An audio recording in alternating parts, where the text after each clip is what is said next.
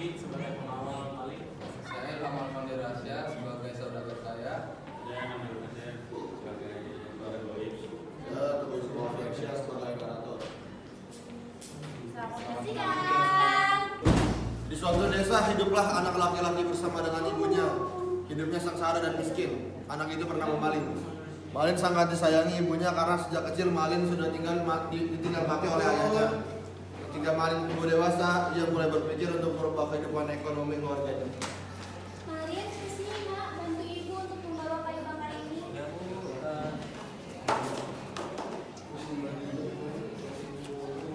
kapan-kapan kita akan bertahan dengan kondisi seperti ini.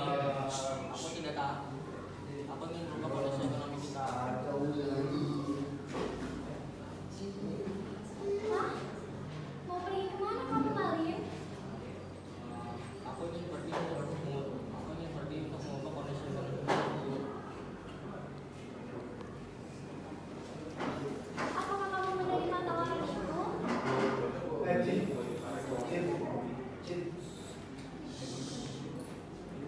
Tadi ketika di pasar ada saudara saya menawari pekerjaan, dia berkata bahwa dia telah memperhatikan sejak lama dan hatinya tergerak karena melihatku yang rajin bekerja.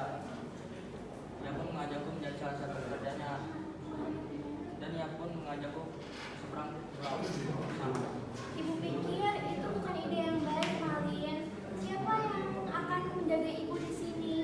Sebenarnya Malin juga tidak tega meninggalkan ibu sendiri, tapi Malin tidak tahan dengan kondisi seperti ini. Malin berjanji akan kembali dan menjadi orang yang sukses. Tenang saja Bu, aku akan berbicara dengan Putri dan menyapa Ibu setiap hari. Ibu Malin tidak bisa melarang apa yang diinginkan oleh Malin karena Malin sudah bertekad. Akhirnya sang ibu setuju dengan ide Malin. Baiklah nak, kalau begitu. Tetapi ingatlah janji ibu itu untuk kembali ke kampung dan menemui ibu. Malin pun pergi ke rumah Putri untuk meminta bantuan Putri agar menjaga ibunya selama dia merantau. Putri merupakan sahabat Malin yang selalu bersamanya dalam suka maupun duka. Kamu mau kemana, Malin? Besok aku kan pergi merantau. Apa? Jika mau pergi merantau, siapa yang mau jaga ibu di sini? Karena itu aku mau meminta tolong kepadamu untuk menjaga ibu supaya aceh ngapainya setiap hari. Baiklah kalau begitu. Ingatlah pesanku, jangan lupa kita jadi di sini ya, Malin. Iya. Keesokan harinya sesuai janjinya, Ibu Malin mengantarkan anaknya ke pelabuhan.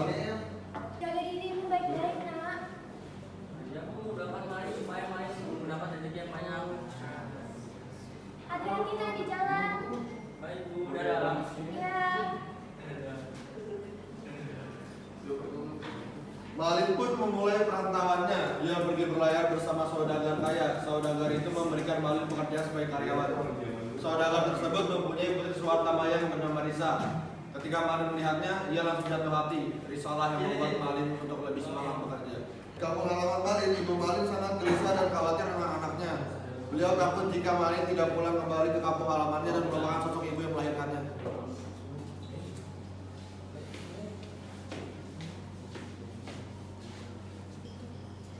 Putri, aku rindu dengan Malin.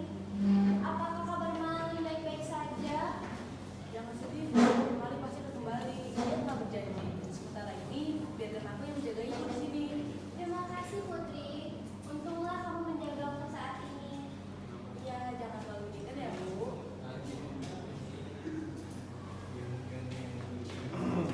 Semakin hari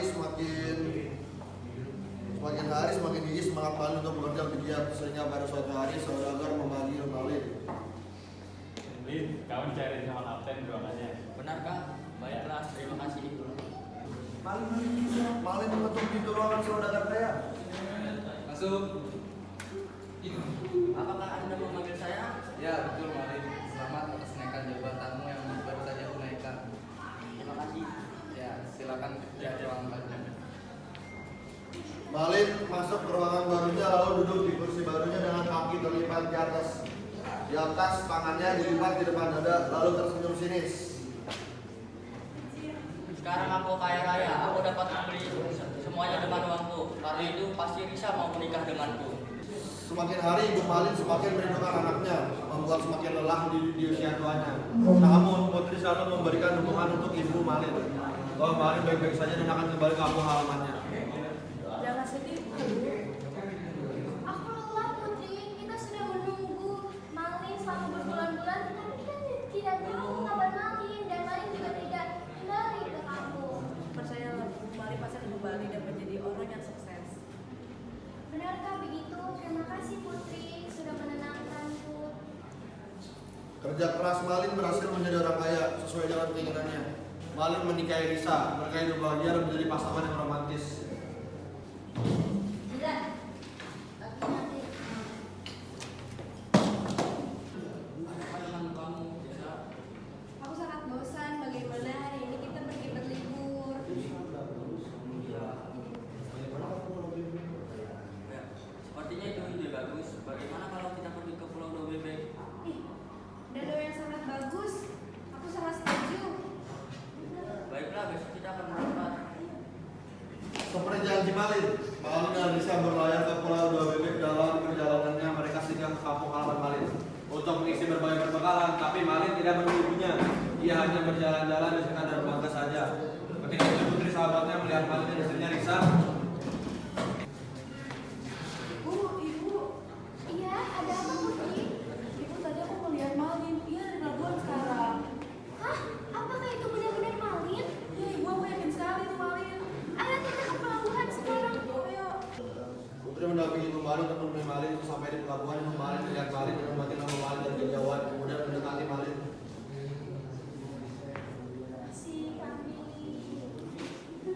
Malin, Malin, anakku. Siapa wanita tua itu, Malin? Jawab aku, Malin. Siapa wanita kotor itu? Malin, apakah ini adalah istrimu? Sungguh wanita yang cantik. Jangan sentuh aku, wanita kotor. Jangan menyentuhnya. Dasar wanita kotor. Kulitmu bisa saja mengotori kulitnya. Malin, ada apa denganmu, nak? Aku ini adalah ibumu, ibu yang melahirkanmu. Apakah kamu lupa dengan janjimu? Janji untuk kembali ke kampung dan menemui ibu. Jawab. Aku tidak tahu. Aku tidak mengenal wanita ini. Dengar yang dikatakan Malin. Dia tidak mengenalmu, wanita tua. Malin, aku ini adalah ibumu. Malin, lupakah kamu dengan ibumu? Lupakah kamu dengan janjimu untuk menemuimu kembali? Celakalah kau, Malin!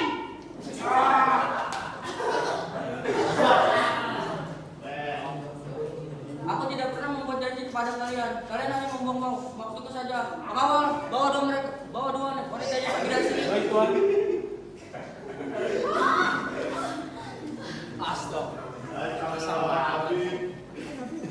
Malin, kamu sungguh anak yang durhaka.